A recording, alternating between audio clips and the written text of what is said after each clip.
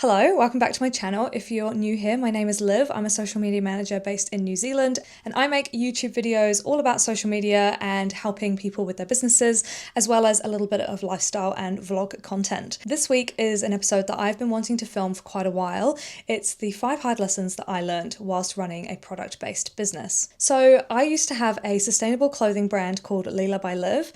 I made all the pieces myself. They were made to order, designed to help women invest more sustainably and thoughtfully into their wardrobes, and everything was made to measure so that they could feel the most comfortable and the most like themselves in the clothing. So I ran this business straight out of uni, and I did it for about 3 years. At the point when I finished university, it was peak COVID, peak lockdown. There were no jobs going in the fashion industry. I was a fresh graduate and I was like, what am I going to do? There is no jobs. So I decided to start my own clothing brand because why not? I was living at home. I didn't really have much to lose. So I started this sustainable clothing brand.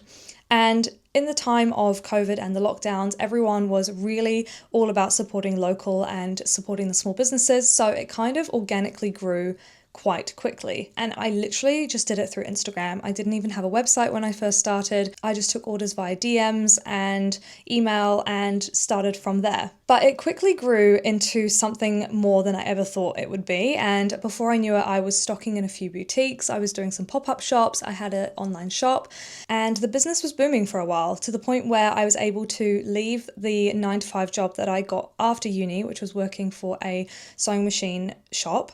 And I was able to run the business full time, which I did that for about a year and a half. And I was living the dream. I always wanted to be a fashion designer. Little old me thought it would be in New York one day with my own studio apartment and all of these things. It was looking slightly different, but I was living the dream of being a fashion designer. But fast forward to 2022/2023, and I was starting to feel really burnt out. The market was changing, the cost of living had gone up, people weren't investing in sustainable clothing as much. They still were, but it was a real struggle to really market my product. And I was just getting really burnt out, especially making everything myself, but I didn't have the ability financially or mentally to get things produced, and I didn't want to create more waste.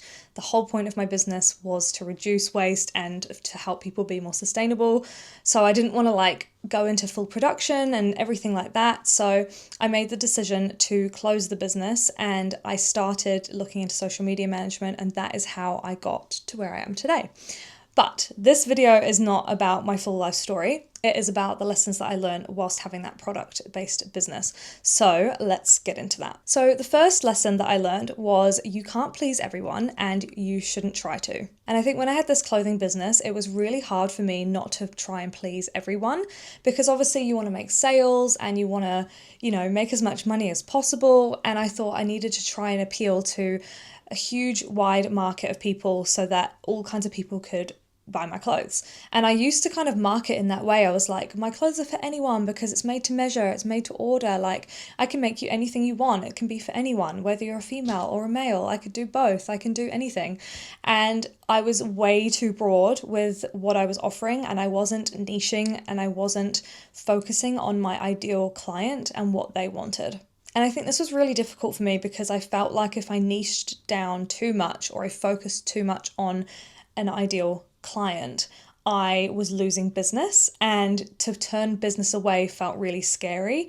But actually, that is what I needed to do. I needed to drown out people that were just like, your clothes are cute kind of thing, and only focus on the people that were like, I absolutely love your clothes. Your clothes make me feel incredible. I love your style because it's this. I love the colors that you use. I love the fabrics that you use, and not try and offer too many different things. Like, my style is very much minimal and kind of earthy tones and natural fabrics and that kind of wholesome kind of feel, I guess. And a lot of the time when I was designing, I was trying to be more modern. I was trying to be more trendy. I was trying to do what other brands were doing. I would look at other brands and be like, oh, they're doing that product, I should do that. And I wasn't thinking about my ideal customer. So that is one hard lesson that I learned. And I did learn that whilst I was still running the business, and I, towards the end, definitely did have more of my ideal client in mind.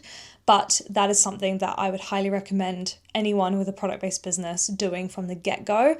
Absolutely 100% understanding who you are targeting and not worrying about that the fact that that's not going to be for everyone. The second lesson that I learned is that there's no point in having a good product if you can't sell it. This is a hard one because I think, you put so much effort into designing your product, whether it's clothes or skincare or whatever it might be, and you think, oh, it's such a great product, you put so much time, so much energy, so much money into it, and then you go to launch it and you're like, why is no one buying it? This product is amazing, why is no one buying it? But you need to be talking about it. You need to be like, even before you're launching it, you need to be sharing about it. You need to be sharing the journey. And yeah, there's literally no point in having a good product if you can't sell it or market it in the way that you need to. People need to see things like a million times before they then buy it. So if you're putting so much time and energy into the product and not so much into getting it into people's minds, then yeah, you're never going to make sales. So I learned that very quickly, and that's when I first launched my business, because it started so organically with just people liking what I was making for myself. I didn't really think about that so much until things got a bit harder and the market got a bit harder, and then I was like, oh my gosh, I actually need to have a strategy in place for launching. I need to have a promotional plan in place. So yeah, definitely something to think about, and make sure that you're putting just as much energy into your marketing and how you're promoting, as well as into your product. And this goes quite nicely into lesson number 3, which is you can't just launch and expect people to buy straight away. As I said, you need to put effort behind it. You need to be talking about it all the time. If you've got a launch coming up, there's no point in just mentioning it once or twice on your stories. You need to be posting about it constantly. It may feel really repetitive for you, but you need to be doing that because people are so overwhelmed by the amount of stuff that is out there, especially on social media, and people get bombarded with ads all the time. You need to make sure that you're showing up and showing your product or talking about the launch. Whether it's a product or a service-based business, it applies to both. You need to be talking about what you offer, and you need to be getting into people's minds, and you need to repeat and repeat and repeat. Obviously not posting every single day about sell, selling your product every single day to people, but just even showing up and just being consistent so that people see you all the time and are hearing about your product, so that when you do launch, they're like, oh yeah, I remember her showing when she was designing that, or I remember when she was getting the packaging for that, or I remember when she was, getting ready to buy the fabric for that. Whatever it might be, you need to be showing up and not just expecting that people are just going to buy straight away just because you've launched a new product. The fourth lesson I learned was that I needed to be documenting everything, even the hard times, even the things that seemed boring.